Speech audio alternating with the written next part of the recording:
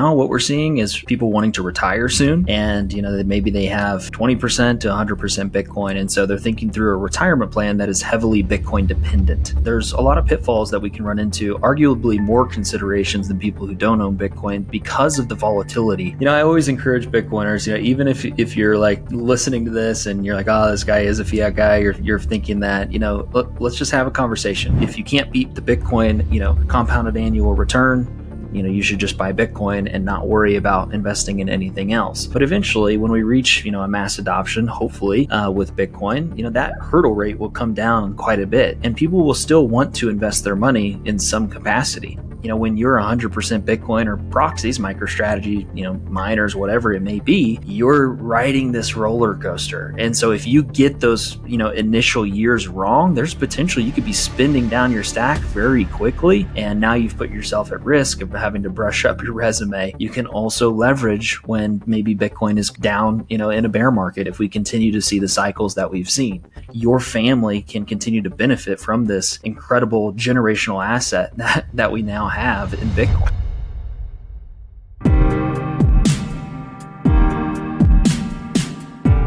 You're the third, how do you call a CFP, like the financial planner, like someone that actually has a license to talk about Bitcoin and talk about finance on my podcast. So like in around 400 people, 3 of them had a license to do that. Thank you so much for coming on the show.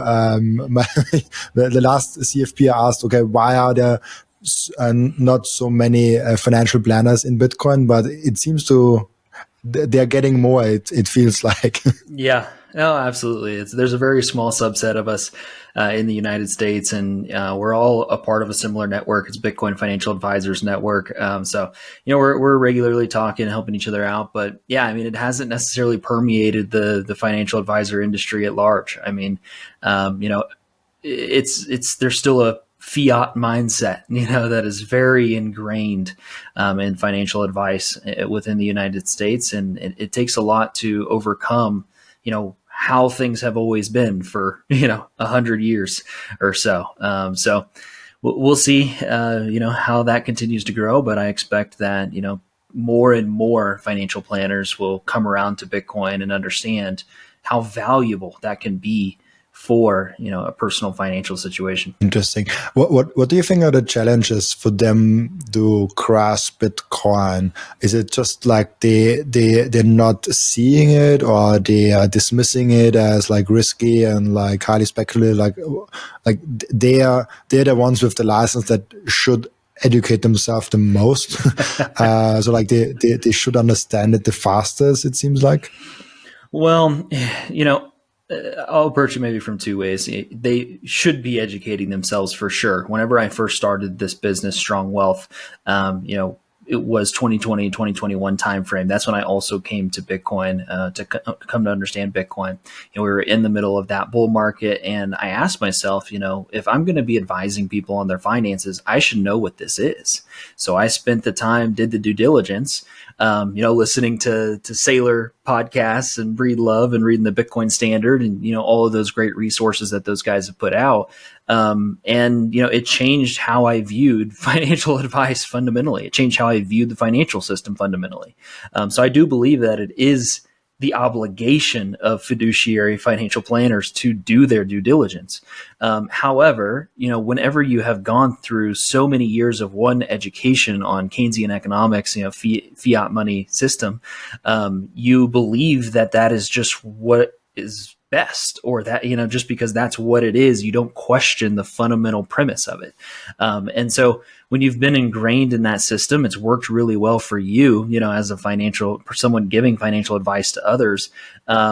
It's easy to just say, well, I don't need that. I'm already good with everything I've been doing for the past 5, 10, 20 years.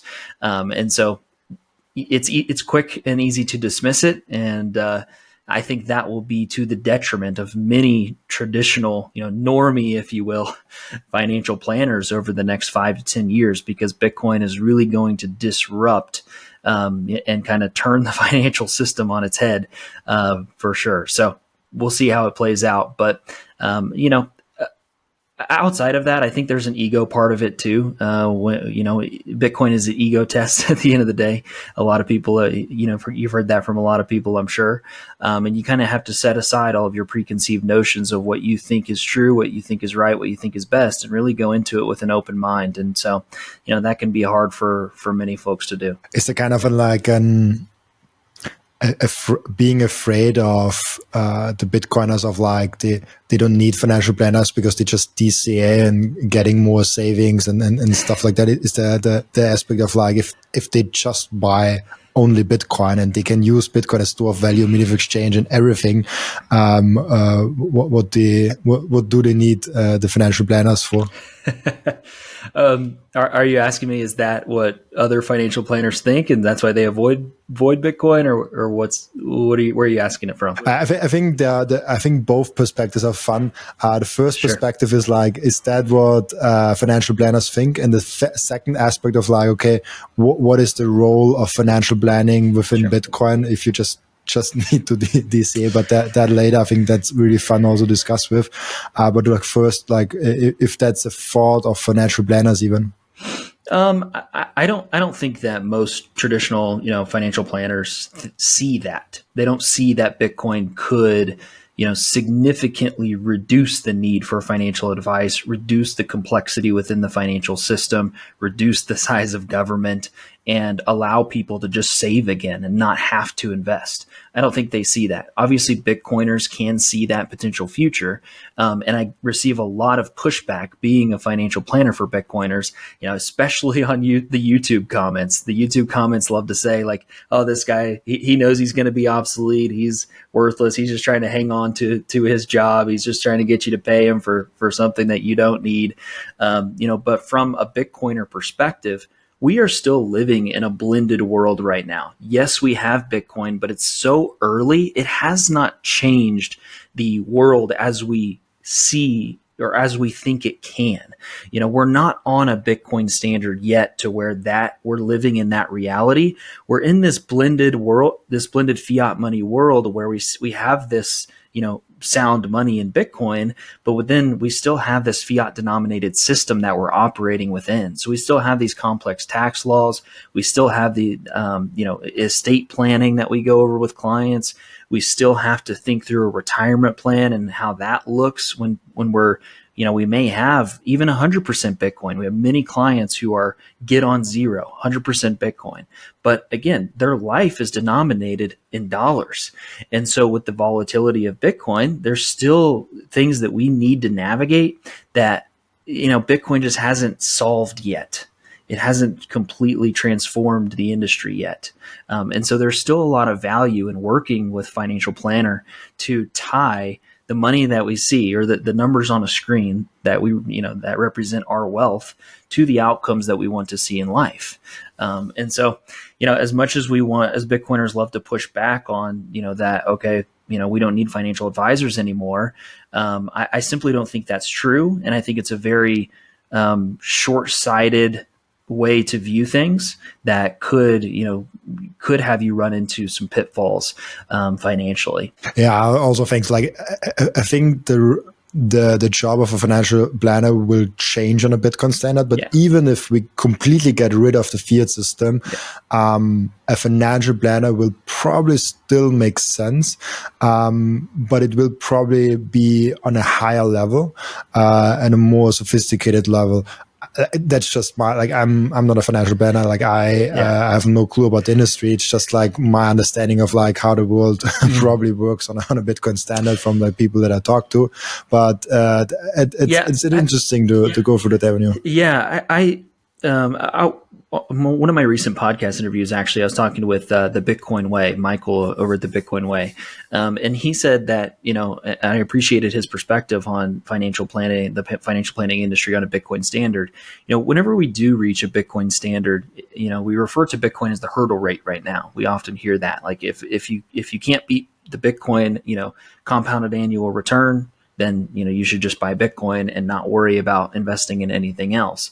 But eventually, when we reach, a mass adoption, hopefully, with Bitcoin, that hurdle rate will come down quite a bit, and people will still want to invest their money in some capacity, in the local business or in something else. And so I could see, what he said was he could see financial advisors, financial planners, kind of being like an advisor in a kind of PE, private equity way, if you will. They're vetting businesses, evaluating the businesses, financial strength, stuff like that, kind of back to, evaluating individual stocks, maybe, how people used to do early on, and people still do today, but it's, the index fund kind of world has taken over that. But anyways, I could see that being a potential fit, for a financial advisor, financial planner, on a Bitcoin standard, still investing in companies where you can get outsized returns above and beyond whatever that hurdle rate may be for Bitcoin when we reach that point. That's so true. And it's,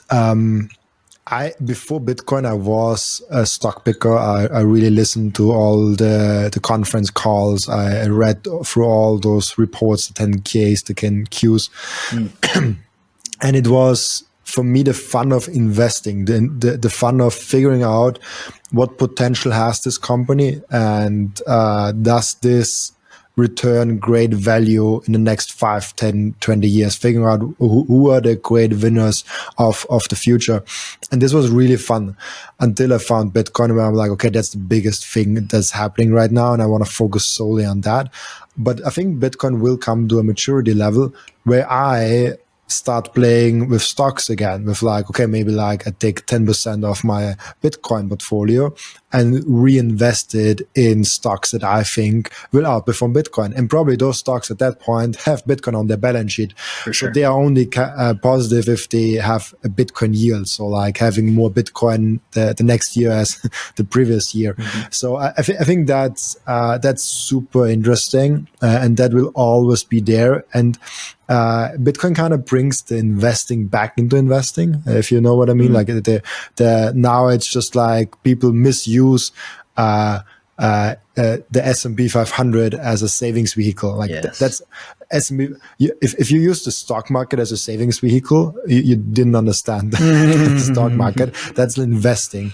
That's super interesting. I think that's what Bitcoin brings back, and that's what I also meant when I said financial planners on a higher level, because they have to be really good in picking things that are better than the natural hurdle rate of Bitcoin, which will be really hard, but possible. Yeah. And that's where I think we will be on a Bitcoin standard, at least.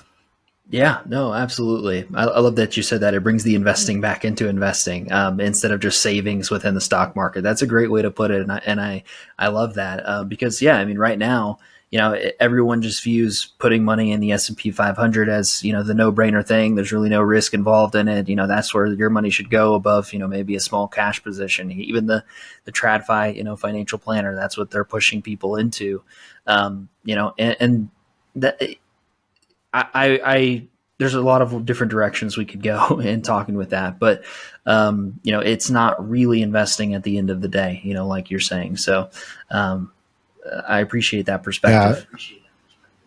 Yeah, it's and also I have empathy for your situation currently, because you basically get hit by both communities. Like the financial planner community is probably, I don't know, but they're probably viewing you as a lunatic there for even mentioning Bitcoin to their clients. And then there's like the Bitcoin community, like, like you're a fiat guy, like you like that financial planner that will be obsolete.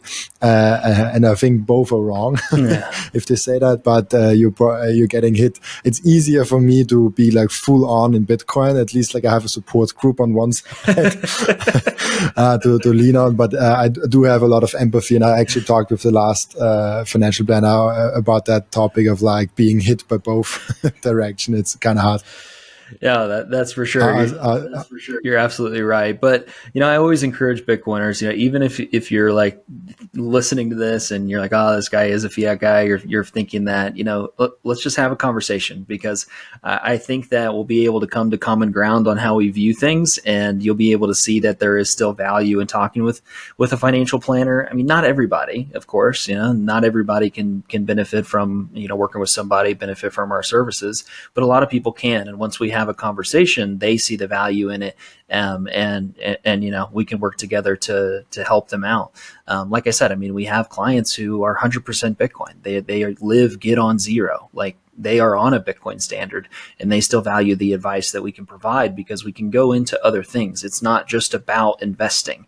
The typical TradFi financial advisor, all they do is talk about investments, and all that really means is putting you into a few index funds, taking a globally diversified approach, and they'll kind of brainwash you into thinking that's best, even though you're underperforming the S&P 500 and ultimately underperforming monetary inflation. So you're actually getting poorer over time, even though they'll use CPI as the hurdle rate and say, oh, look, we're doing a great job, and charge you 1.5% to do it. Most people think that that's what we're doing too. That's not the truth. We're taking a holistic approach. We're going over cash flow, retirement strategy, tax planning, estate planning, insurance, and there's a lot of blind spots that Bitcoiners have, even though they don't think so. We even go into the technical stuff with our clients. We talk through self-custody. We can even talk through setting up a node. We run a node that our clients can use. So there's a lot of directions that we can go in giving complete wealth management advice that really removes all the blind spots and pitfalls of Bitcoiners, so that your family can continue to benefit from this incredible generational asset that we now have in Bitcoin. I liked also that in the beginning you mentioned that we are still living in a fiat world, and I mean, we see it on a really high level how Michael Saylor, or even like an Eric Semler and Semler Scientific, is using the fiat games, using the fiat tools to gain power in Bitcoin, basically to gain more Bitcoin, to accumulate more Bitcoin, to have an advantage on the other side when we reach the Bitcoin standard, which is a really clever and smart way to do it. What are some of the ways you can help people now in the fiat world already to integrate Bitcoin in a financial planning thing? What are you usually working on with clients? Mm-hmm.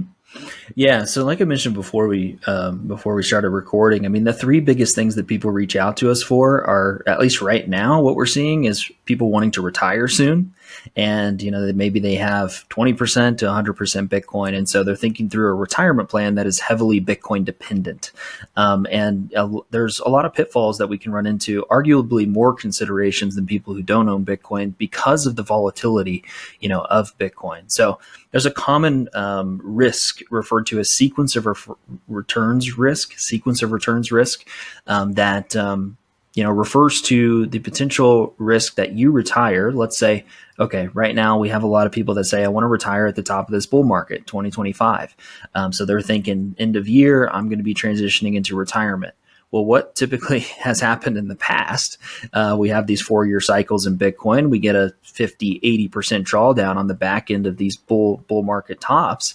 Okay, this sequence of returns risk says that, if you have very poor returns, a sharp drawdown or a drawn out bear market in early retirement, so within the first 5 years of retirement, and you're spending down those assets, that puts you the longevity of your overall retirement plan at an incredible risk. If you're starting out retirement with very poor returns. And so that volatility that that we have seen in Bitcoin, whether or not that continues to happen or not, nobody knows.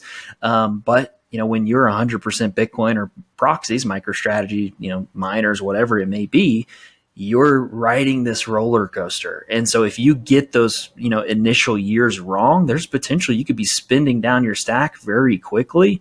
And now you've put yourself at risk of having to brush up your resume and go back to work. So that's one common problem that we're working through with a lot of people right now, to implement a strategy that can protect against these downside risks, so that they can ultimately focus on what's most important to them. You can spend more time with your kids, more time with your grandkids, take that trip you always wanted with your wife, whatever it is, buy that retirement home, whatever goals that you have. Or we have a lot of folks that want to be charitable. They want to donate to their church or set up a nonprofit, whatever it may be. So thinking through all these goals and the risks, that come with the volatility of Bitcoin is a big thing. And then we're also going over tax strategy and estate planning and Bitcoin inheritance are the two other big areas that people are reaching out to us for, that we're helping them with. So we could dive into those for sure. sure. But yeah, you brought up in asking this question, Seyr and these other companies leveraging the fiat system to accumulate more Bitcoin. That's, essentially what we're helping people do on a personal level or in their business. We have a lot of business owners who want to put Bitcoin on their balance sheet or do have Bitcoin on their balance sheet in some form or fashion. But that's the point of all these strategies. Okay, should we utilize Roth accounts? How can we avoid taxes to ultimately preserve our stack or grow it over time? Like there's a lot of strategies, fiat, related strategies that we can still leverage with the end goal of preserving our stack or, growing it. So, if you want to completely opt out and just hold Bitcoin in cold storage or, just save in Bitcoin, great. Okay. Bitcoin offers you the ability to do that and that's your choice. But that's not everyone. Not everyone wants to do that for one.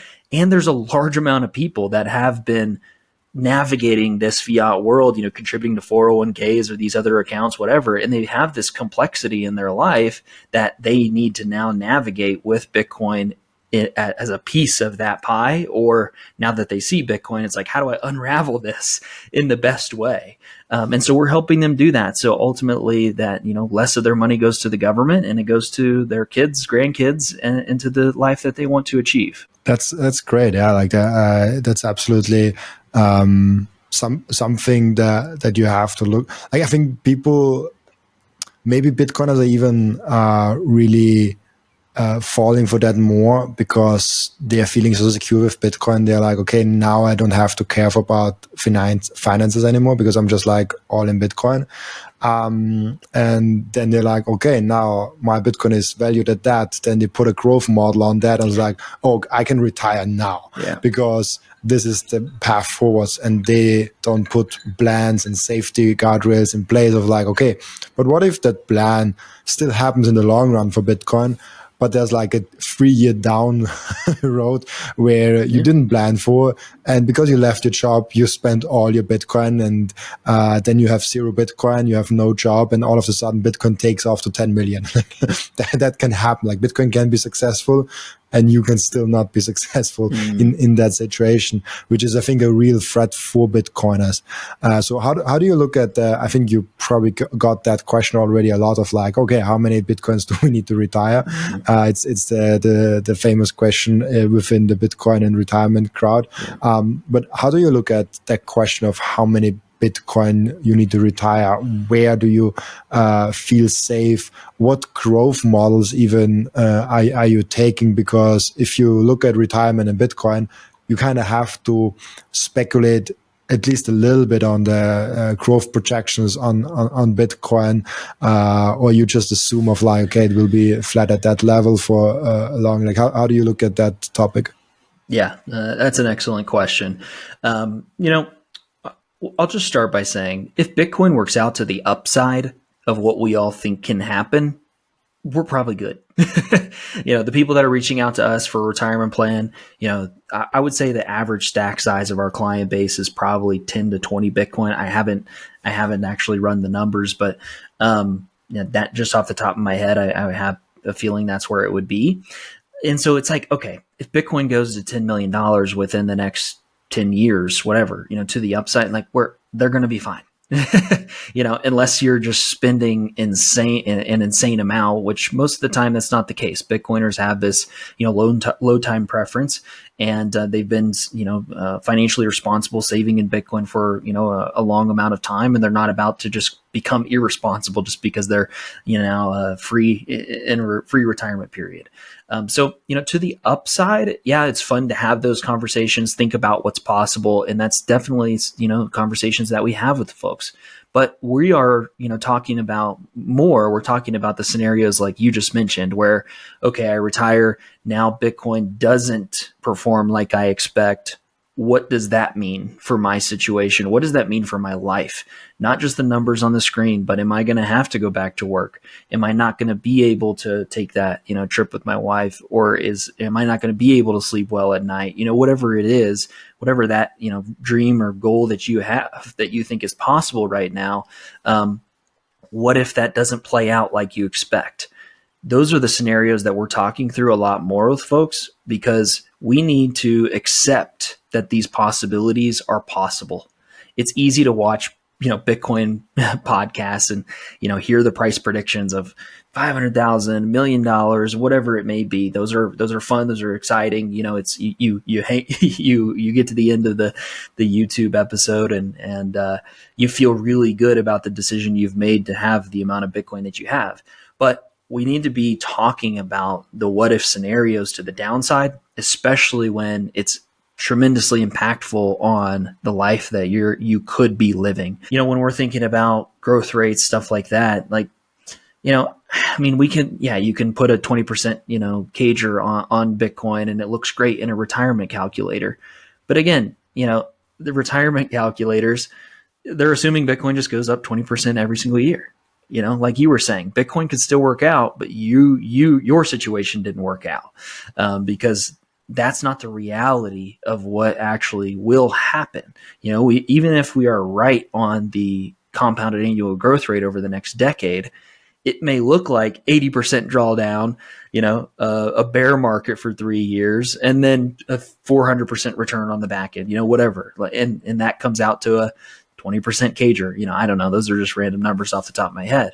But yeah, the point is like, yes, we have these conversations, but it's all hypothetical. We don't know what the future holds. And so we need to just play out all these scenarios and then choose what we are willing to accept for our future, the risks that we're willing to accept to the downside and protect against those, And so if we come up with a plan that says, okay, we're protecting against this downside scenario, and then it works out to the upside, amazing. We're all in a good place anyways. So I won't even try to put a number to what we expect, as far as the growth rate of Bitcoin in these retirement projections. Are you looking at? It's the same question, I guess. But when you think about, there are now a lot of people that put on the thumbnail, okay, 0.1 Bitcoin to retire. Yeah. I'm one of those people. Because you make that growth projections, and guests came on the show and said like, okay, this is what I expect. And then 0.1 Bitcoin or 1 Bitcoin or 0.21 Bitcoin is then enough to retire. So I like the approach that you're taking of like, the upside is great if we take it, but let's protect against the downside. Let's protect it against the worst case situation, because we do have those bitcoincompounding.com or something like that. Mm-hmm. Like there's some calculators where you can take different models and then you can just project it out, and then you're entering 1 Bitcoin, and all of a sudden you will have so much after 20 years, and you're like, oh, I can retire now.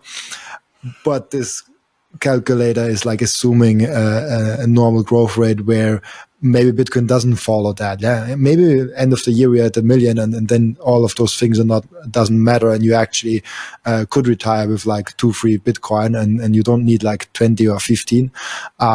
So it's an interesting discussion of how many Bitcoin to retire, because we don't know how much you spend, and we don't know what the Bitcoin will look like in 1-2 years. Yeah. It's also an interesting discussion of how do you want to retire, because I don't want to sit on my ass all day long.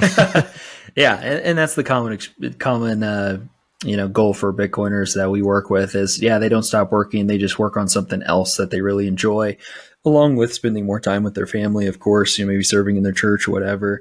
But yeah, it's funny that you mentioned Bitcoin retirement calculators, because my business partner and I actually just recorded our own podcast yesterday reviewing Unchained and that bitcoincompounding.com, Bitcoin Fire, I think, calculator, and talking about, where those are helpful when thinking about retirement, but then also discussing the downsides and where they fall short with navigating retirement. At the end of the day, because of the range of outcomes that we could experience on a Bitcoin, dependent retirement plan, that's where ongoing advice can be so helpful. When I'm thinking through a retirement plan, the analogy that I love to use is a rocket ship to the moon. We've all heard the saying where, when a rocket ship is heading to the moon, it's off course 99.9% of the time, but it still reaches its destination. So, what does that tell you? It's constantly course correcting. Like it is constantly course correcting back to, be on track to the destination. So it may be off track for most of the time, but it's still getting from point A to point B. And so that's where an ongoing relationship with someone who is tracking this stuff, monitoring this stuff, proactively giving you advice as all of these variables change can be so helpful. Because, right now I could tell somebody, here's a good retirement plan. And then at the end of the year, it could be completely different, because we do get the bull market that we all think is coming, and it's maybe bigger than expected. And then all of a sudden it's like, well, now we have to worry about estate taxes. For example, if you are, high net worth, all of a sudden, at least in the US, estate taxes can be up as much as 40% federally. And so you want 40% of your stack to go bye-bye if something happens to you? No, you don't. So, there's a considerations to the upside as well, though, where we can be valuable to folks. So I see you got the retirement calculator pulled up here, though. I partnered up with Coin Vigilante. This is the most beautiful Bitcoin timepiece that I ever saw created by anyone. Look at that beauty. I love it so much. Coin Vigilante made a perfect Bitcoin watch. That's the perfect, subtle, elegant way to go out there and show that you are a Bitcoiner. And that watch brand is Bitcoin only. And Coin Vigilante just dropped a completely new and amazing Genesis edition of their watch collections. You have the date of the first ever mined Bitcoin block in there, and of course also the block height and which epoch we are currently in. I love the level of detail they put in this masterpiece, and make sure to check out those amazing Coin Vigilante timepieces down in the descriptions. I love those watches so much. If you watch or listen to my podcast on a regular basis, I guess you already bought some Bitcoin. And now the most important step is to keep the Bitcoin. Keep them secure in a hardware wallet. My personal recommendation for hardware wallet is the BitBox. It's super secure. It's simple to set up. It's also a perfect gift for a friend who has still their Bitcoin on an exchange. And you can get a 5% discount with the code Robin at the checkout. Visit bitbox.swiss/Robin to get your BitBox. And the next step is to really level up your sovereignty as an individual. You have to have the most secure self-custody setup. You have to secure your own devices. You have to protect your privacy. You have to set up an inheritance plan. And depending on where you live, you even want to have a plan B, a citizenship where you can move in case something goes really wrong. And through all those steps, the Bitcoin way is guiding you through step by step. And if you visit thebitcoinway.com/partners/Robin, you even get a 30-minute free call to find out how you can level up your sovereignty. Oh yeah, I just want to do it because we not talked about it, just for people to see what it means. And that's what we meant with, like, there are different models in there and they assume a growth rate each year, which would be amazing if we have an asset that just like hits those models, because then retirement planning would be super easy, right? You give in like, okay, like let's say like 0.21, because I think that's it's a popular number and it's also a very low number. And then you hit like the model with like 4 and you're like, okay, let's retire in like 2030 in 5 years. And what can we do? Fixed withdrawal. Let's just put like, you need like let's say 50K per year. And even if you pay like, I don't know, 10% taxes on that, then I just put in random numbers now to see what's going off on here. And then you're like, I see, it's not working out. Let's put in a whole Bitcoin. Let's see what's happening when we change that to whole Bitcoin. to make my point. Yeah, exactly. And then you see like, okay, you still have in like 2054 like 0.12 Bitcoin, and you have more money in fiat terms than ever before. And you're retired. Like you will every year you will have more money than the year before, even though you don't need more Bitcoin. And I think those calculators are too easy. Like they are not giving you a full picture of what's actually reality. Be helpful in like seeing where the overall trend is going, but I wouldn't base the decision of my family for retirement on those calculators. Yeah. No, I appreciate that perspective absolutely, because where we see it is these can be really helpful for understanding if you're in the ballpark. So if someone is thinking about retirement maybe in the near term, within the next 5 years, let's say, this can give you an idea for if you're even close. It's like, okay, well, if Bitcoin did do this, then I'm at least in the ballpark. And so I think this is possible. Or the other scenario where I see these are helpful is long-term, kind of how much do I need to be saving in Bitcoin over time to achieve the goals that I want to achieve, like a long-term financial independence target. Because, okay, if you're 15, 20 years away from even thinking about retirement, if you're a young person in your 20s or 30s, well, there's a lot that's going to change over that amount of time anyways. So a long-term projection is only really helpful to just give you an idea for maybe a roadmap for, okay, if I'm able to save, X amount in Bitcoin for the next 10, 20 years, here's an idea of what it could look like. So then it allows you to give yourself at least a target in the near term to shoot for as far as how much to save to achieve, a 20-year, off financial independence target. So those are the two scenarios where I see these Bitcoin retirement calculators as helpful, because, it does give you something. It gives you a mental model. It gives something tangible to look at and say, like, am I even close? Or, what would I need to be doing now to reach this kind of 20-year, far off goal that, I'm not going to be able to be exact on anyways. So I appreciate that these calculators are out there. And I think, that one, at least, I appreciate that there's the ability to do variable withdrawal rates on there.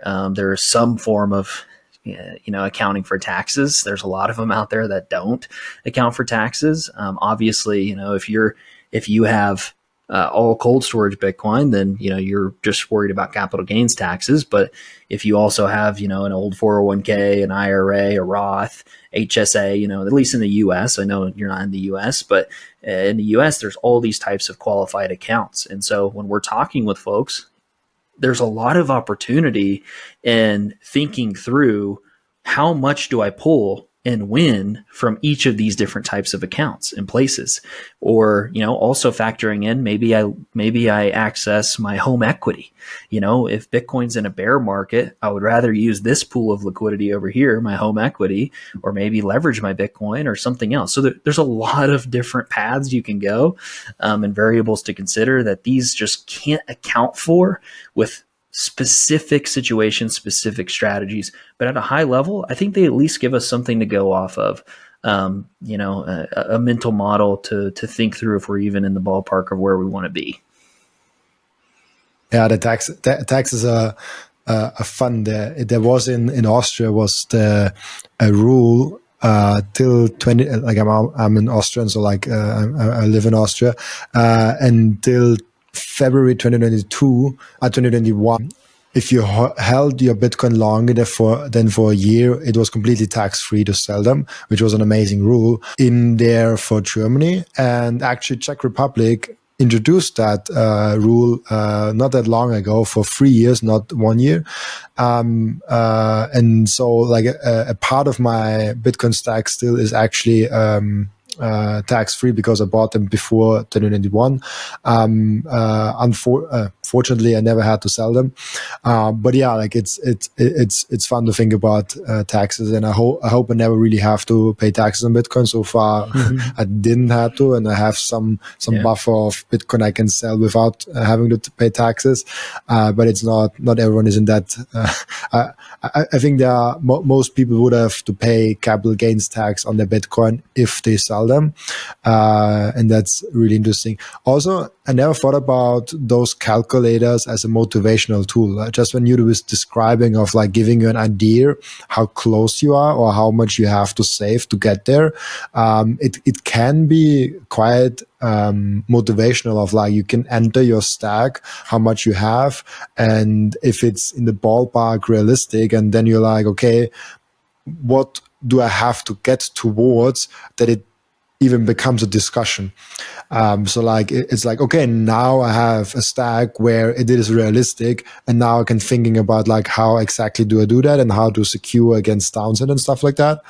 But it gives you that idea of like, okay, how much do I have to accumulate? How much do I have to work? How much do I have to save in order to get there? And what do I have to do to make that happen? Which is really interesting. I never thought about those compound growth tools more as a motivation and less as a financial advice. Yeah, absolutely. Really interesting. Yeah. I mean, it helps to make it more tangible. Like, if you're in your 20s, you're not thinking about retirement, but if you're thinking long term, you should be setting aside something, saving something. And so it can just give you a tangible target to shoot for, for your situation. Absolutely. So, yeah, I think also that's why those videos where you put on like get to 1 Bitcoin are so popular, because people actually like, okay, like I have now 0.7 Bitcoin. He says like get to 1 Bitcoin because then this happens. And it's kind of motivational of like, well, now let's like let get there. I think there's some sort of value there, even though like it's mostly without proper disclaimers of like, okay, just because you are now at 1 Bitcoin doesn't mean you are completely retired. Probably if you have now 1 Bitcoin and you completely stop working now and you live in in America or so, you probably are not retired right now. Maybe in 5 years, maybe in 10 years, depends on how Bitcoin grows. But like 1 Bitcoin right now, probably not working out. One thing that's really interesting, it's a problem that I ran into this year or last year, and maybe a problem that Bitcoiners in general will run into more and more.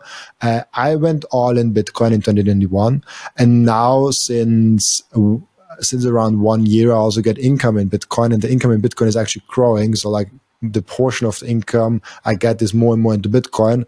I still manage to this day to never have to sell Bitcoin, but it gets harder and harder with each month that goes on, because my fiat income is stable and the Bitcoin income is kind of growing. So I get to the point where I have to decide, okay, do I either sell some of my Bitcoin, or do I use the I forgot the name. When you take debt loan against a Bitcoin, borrowing against a Bitcoin, there's like Firefish, Unchained also I think provides a service like that. There are many providers for that. How do you look at that from a financial planning perspective of like, do I sell Bitcoin or do I take a loan against my Bitcoin to pay my fiat bills, especially for Bitcoiners who are already kind of all in, and they are getting in the situation where they just get some fiat, they have to either sell or borrow against them. How do you look at that decision? Yeah. So first, I think it's important to just mention that this is not an all or nothing decision. I commonly talk with people, they're reaching out and, maybe they're nearing this retirement. And so they're thinking, I'd rather just never sell, borrow against the Bitcoin and live off of it, for the rest of my life.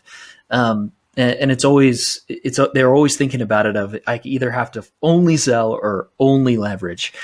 So I just always like to hit home on that is like, it can be a combination of both of these strategies. You could sell when the opportunity is there, when the time is right.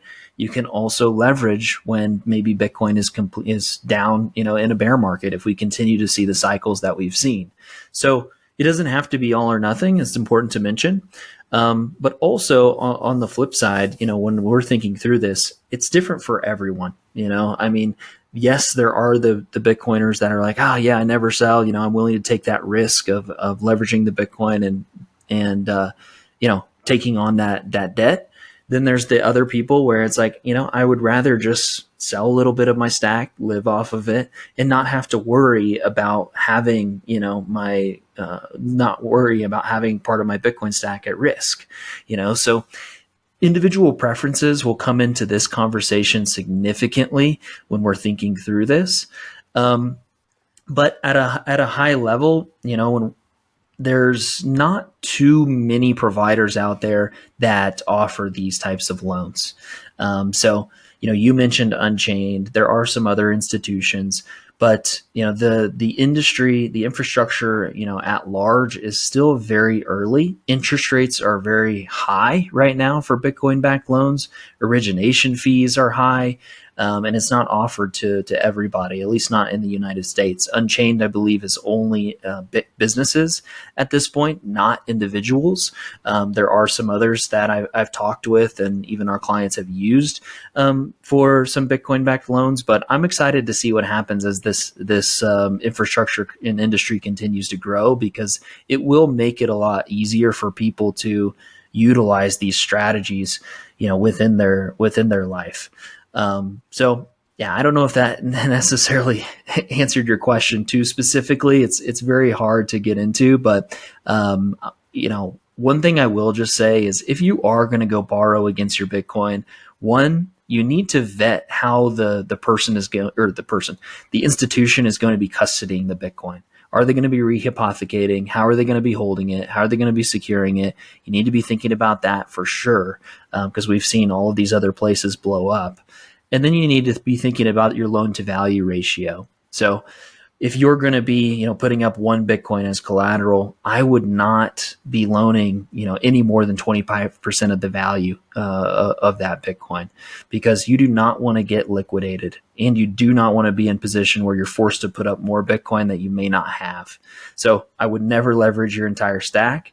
And even then, I wouldn't go over maybe 20%, 25%, I'll say, loan to value ratio, because that allows for, the last time I ran the numbers, that would allow for like a 58% drawdown, if I'm right. If you had a 60% limit on your loan to value. So let's just put numbers to it, because I know I'm throwing out a lot of percentages here. Let's say, Bitcoin 100,000, you put up one Bitcoin as a collateral. When I'm saying 25% loan to value, that's 25,000 that you're borrowing against the Bitcoin. Most places that I've seen, the highest that they'll let that go is 60%. So that's your cap. That most that you could borrow is 60,000. So that's kind of your range that you want to watch out for liquidation or putting up more capital. So yeah, to boil that down, one, be careful with it. Two, make sure you understand how they're custodying the assets. And then three, I would not take the maximum amount of loan to value, against your Bitcoin. So hopefully that gets more tangible with my answer than what I had before. Yeah, I think it's great. For me, when I look at that question, like, I'm leaning very much right now with just like selling Bitcoin. I feel like if I get to the point of like having to sell Bitcoin because I also earn in Bitcoin, so there's not fiat sufficient enough to cover everything, I'm just selling Bitcoin. Even if I had to pay capital gains tax, it's the more opted out way of fiat, and it's the more very free way of thinking for me. Yeah. And having not to worry is something I really do like to have in my life. And so, but if I think about borrowing, I don't like any offer that is currently out there. Like, I tried everything. Like I signed up and saw everything, the terms and everything. Yeah. And because I was like, okay, I as a podcast host, you kind of have also a little bit of an obligation to at least inform yourself of like what is the offers out there. The interest rates are always too high for me. Most of them don't offer nice self-custody. It has to be self-custody. If I don't have at least one key, I don't do it. Like I have to have at least 1 out of 3 keys to even do that remotely. And there has to be 2 other parties to have the other, like there's then escrow and all those weird things. Loan to value. I'm very conservative. I would go with like 10%. Like I would just go very low with that. But like if they give me more, I'll just do the other thing on my back end. And the main thing that is bothering me now with platforms that do peer-to-peer and stuff like that, they usually offer just 1 year. I would never do anything under 5 years. Exactly. Because 1 year you are very unsafe with like volatility. I don't know where Bitcoin is in 1 year, but I'm pretty sure that Bitcoin is higher in 5 years than now. Like I'm putting a pretty high percentage on that, even though there's no 100%. But I'm pretty sure in 5 years I will be quite safe there. So I'm just leaning very much again of like just selling some Bitcoin for the peace of mind. But I do think there will be coming a lot of interesting offers for Bitcoiners in the future, where I'm like, okay, maybe it's like 6 years terms and it's like 2.9% and it's like 25 loan to value and you have your own key, like it's a 2 out of 3 multisig. Then it's like, that's tempting. Yeah, definitely. And yeah, as the industry continue to grow, as I expect the terms will continue to get better. But yeah, that's a good point. The peer-to-peer platforms still, it's very short-term loans, high interest rates, and yeah, it's just not quite there for adoption to be significant. So I'm completely with you. Absolutely. The next question is kind of hard for me to ask, but I think it's really important. And most of my audience is in America, so maybe for them it's more. What are the possible tax strategies and the things that you already hinted towards? What are you also doing with your clients in terms of Bitcoin? I know this podcast is available all across the globe, so tax strategies are different depending on where you are. So like someone in the US has a totally different in Austria, but I think around 50% of the audience is in America. So like, and maybe some of the concepts are also applicable worldwide. What are you doing there? Because on the surface it looks easy, like you buy it, you sell it, you have to pay capital gains tax on it. Yeah, absolutely. Good question. So yeah, there's a lot of different directions that we could go with tax strategies. Obviously, if you're a business owner, that's going to open up a ton of avenues that aren't available to people who aren't business owners. So I've put a blog on our website actually, the top 10 tax strategies for Bitcoin business owners. So if you wanted to go check that out, you can. I'll speak more towards the Bitcoin kind of specific things, like you're mentioning, so it could apply to more folks. So there's, within the US, you can utilize different types of accounts, different types of tax structures to hold your Bitcoin within.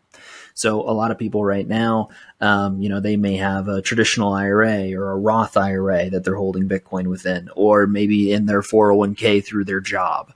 They're trying to get exposure to Bitcoin.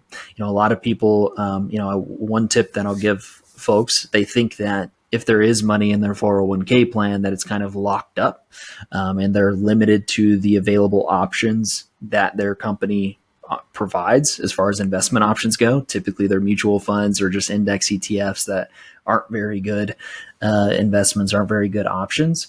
But thinking it's locked up is usually just due to ignorance of what strategies are available to them. So if you have a 401k plan and you can't get exposure to Bitcoin within it, there's one big strategy that you should be aware of is the ability to either self-direct that 401k or do an in-service rollover into an IRA account. So an in-service rollover, or it could be in-service withdrawal, is what it could be referred to as also. So you want to look at your summary plan document, is usually what it's called, through your employer, and they may offer you the ability to self-direct your 401k, meaning that you actually get to choose the investments. You're not limited to what they only offer you. So switching that over to self-directed gives you then the full gamut, if you will, of investment options, where you may not be able to hold spot Bitcoin, but you could at least hold, an ETF or a Bitcoin proxy within your 401k plan. So that's something that not a lot of people know.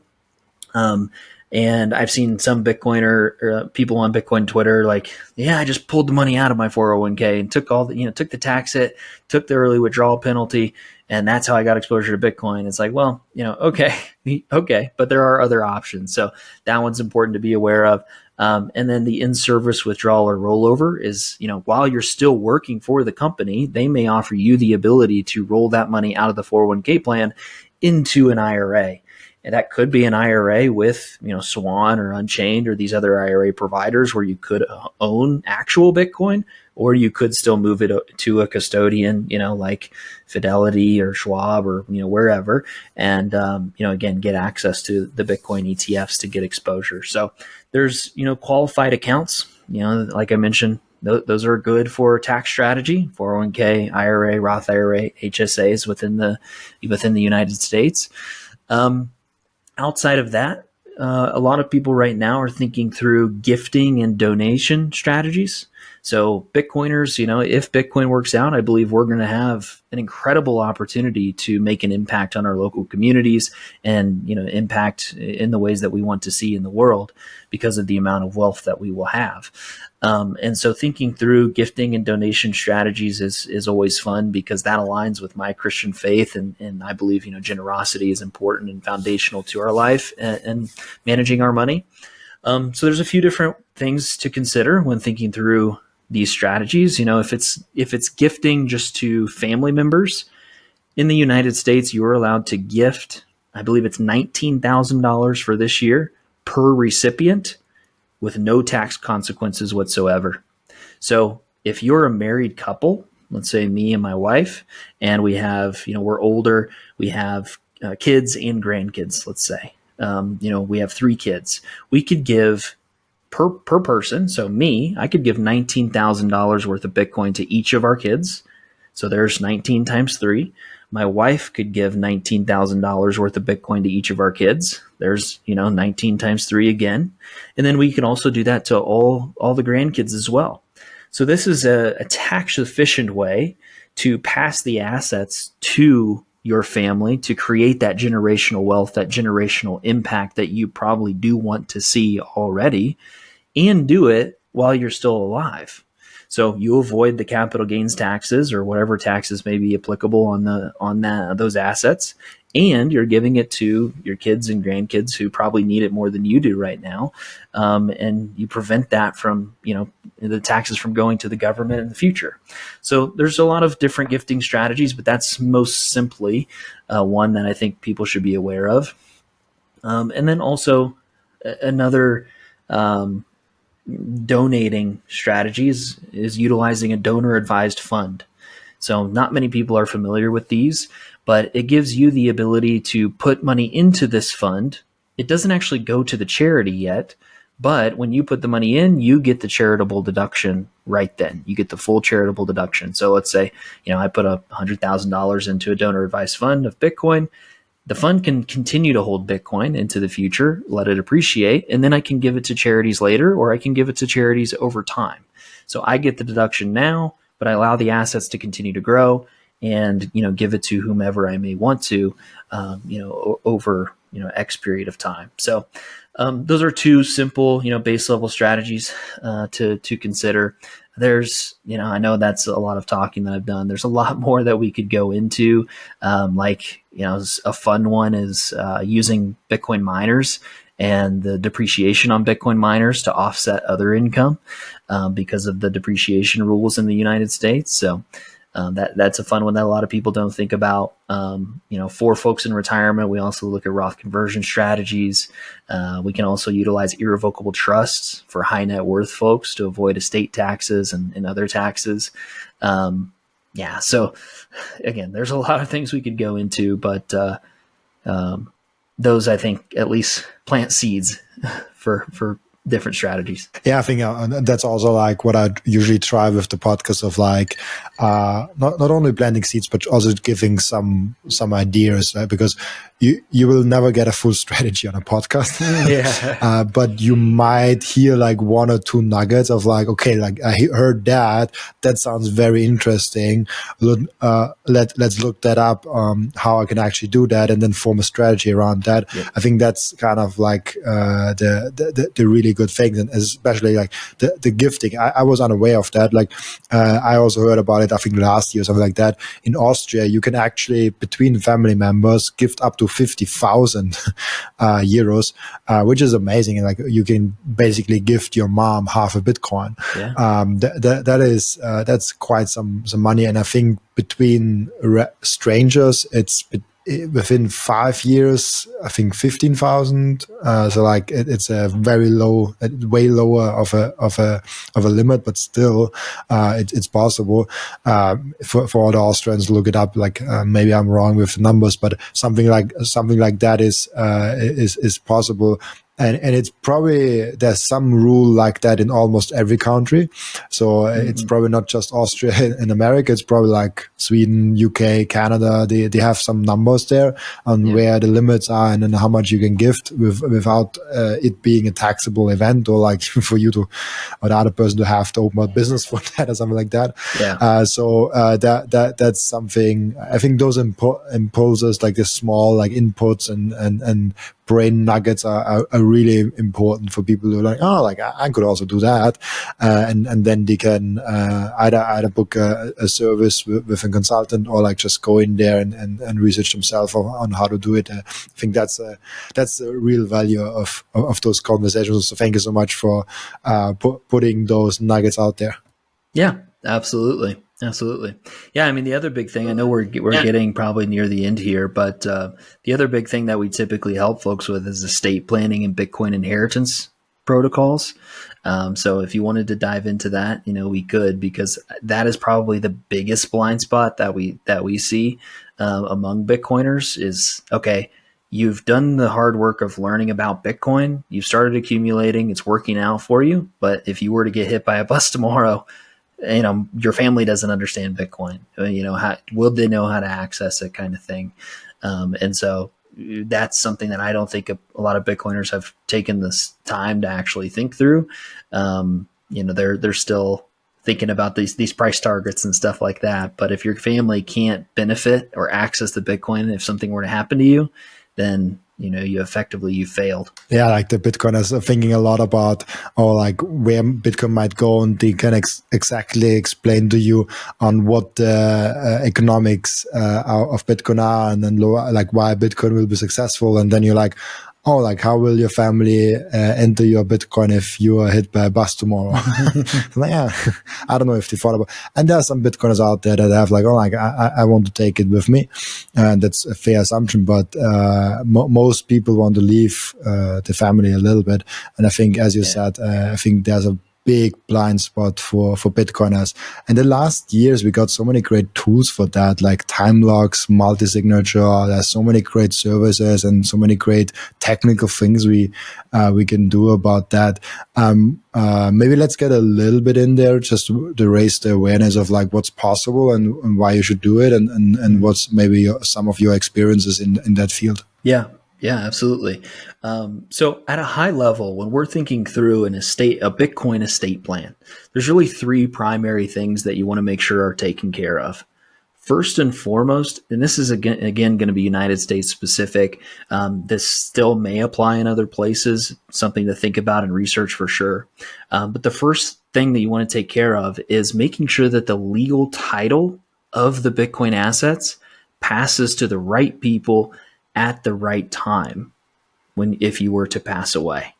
So the legal right to ownership of the asset is something that is heavily overlooked in the Bitcoin space. When we're thinking through Bitcoin inheritance, a lot of people think through software protocols offered by Unchained and Casa and these other places, but they're not thinking through the legal title side of it. And so by default in the United States, if you were to do nothing, you had no estate plan in place. This is where we get Bitcoiners that say, well, why can't I just give them the keys? They're like, well, doesn't that solve everything? It doesn't solve everything.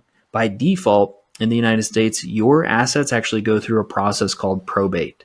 So it's a public court proceeding where a judge decides who gets your assets, and that becomes public knowledge at that point. So, okay, I have 5 Bitcoin, 10 Bitcoin, whatever.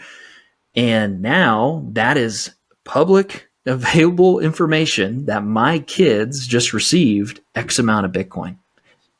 I don't know a Bitcoiner that wants that. That paints a target on their back. Or if we do it completely outside the legal system, let's say, and just hand them the keys, under the radar, you run into some tax fraud and litigation risks. So if it was not properly documented that the legal right to ownership went to your kids or to whomever it may be, your brother, your niece, nephew, whatever, well, now they have potentially just committed tax fraud, or they're opened up to that risk because it was not legally documented that the ownership passed to them, and it was not recorded in the estate of your estate. So that's what happens by default, or if we do it under the radar, just giving them the keys. It's a major risk that I have not actually met a Bitcoiner and talked with them where they have wanted to actually do it that way and go about it that way. So how do we solve for that? Typically in the United States, this is where we would leverage a revocable living trust, and we would incorporate the Bitcoin into that trust, and that would allow things to pass in a private and controlled way outside of the probate process, and that allows the legal title to pass to the right people at the right time, as we would lay out in there. So that's the first thing that you want to make sure is taken care of in a Bitcoin estate plan. The second thing is your Bitcoin inheritance protocol. So this is truly, how do we make sure that the physical possession of the keys goes to the right people at the right time? Now, I want to be very clear that you don't need time locks. You don't need collaborative custody. You don't need another party to be involved to take care of this. You're simply answering the question, how do I get the keys from me to whomever I want to receive them at the time that I may pass away or become incapacitated, can't make decisions for myself. So at a high level, that's the question you're trying to solve. It doesn't have to be done with a software, implementation of, okay, the person that, my heir reaches out and now they get access to the backup keys or whatever it is that these software protocols offer. It can be done in any way, as long as you're making sure that the keys get to the right people. And so this is where we think through documenting, okay, something happens to me, here's where you find this information, here's where my hardware wallets are, here's where my backups are, all of those different items that whomever will be receiving the Bitcoin, whatever they would need to know is documented, and they know where that document is. So when the time comes, they can go and access it. That's the second thing. Third thing is education. So, okay, we have the legal title passing to them. We have our protocol in place to make sure that they get the keys. Now they need to be educated so that they can actually, one, access the Bitcoin, two, they don't just sell it. They know what Bitcoin is to some extent. They may not be willing to learn right now, but if you put together a resource of, hey, reach out to this person, maybe listen to Robin's podcast or, whatever it is, read this book, etc. You can help educate them, at least when the time comes, on what Bitcoin is so that they can actually implement it into their financial plan, into their financial life. And it doesn't just become a casualty of, selling it for fiat because they don't understand, the generational and paradigm shifting asset that Bitcoin can be.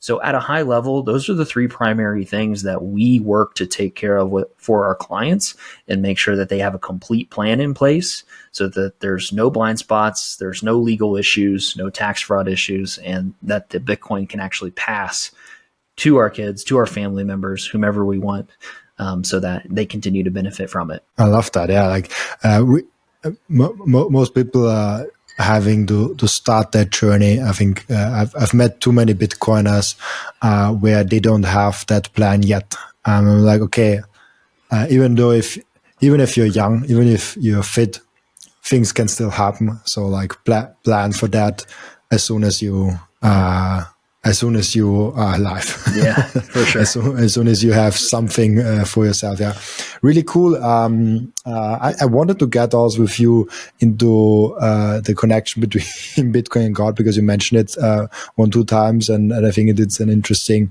conversation. Maybe we can get that in a little bit now. We had the guys on from Thank God for Bitcoin. We had Pastor Coin on. We had already a lot of people on that talked about like the different values between Christianity, the different values between Bitcoiners. Mm-hmm. Where do you see the connection? And I observe a big overlap between hardcore Bitcoiners and actually like Christians. Obviously, there's a lot of Bitcoiners that aren't Christians, and a lot of people that are other religions or like no religion and stuff like that. But I do see a lot of overlap between Christianity and Bitcoiners. Where do you think that connection is, and why do you think that is? Yeah, absolutely.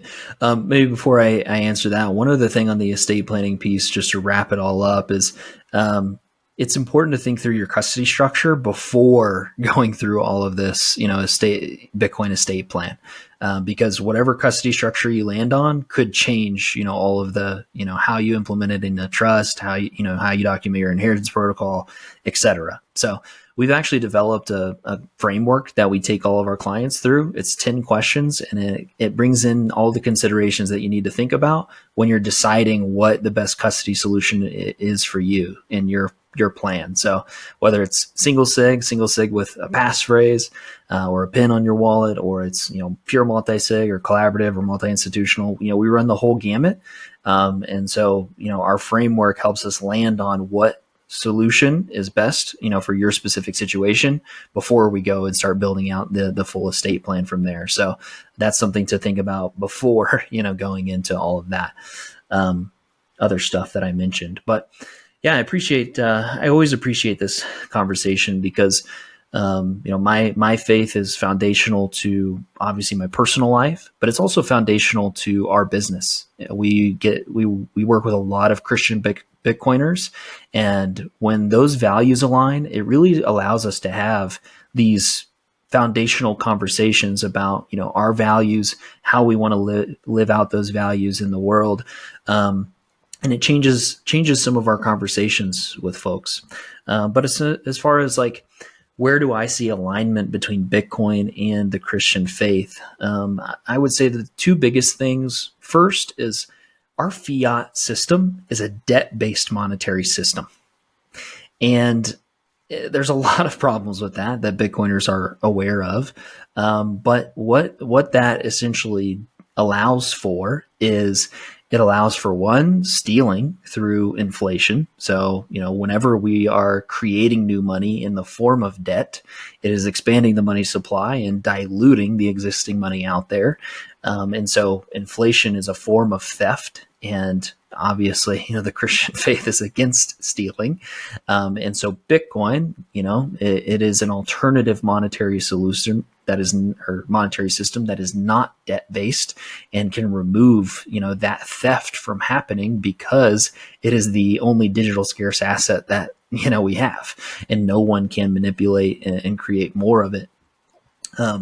So that first and foremost, and then Bitcoin, it is a monetary system based on truth and transparency. So for me, being a Christian, I see, the Bible as the only real truth in this world. It is the source of truth.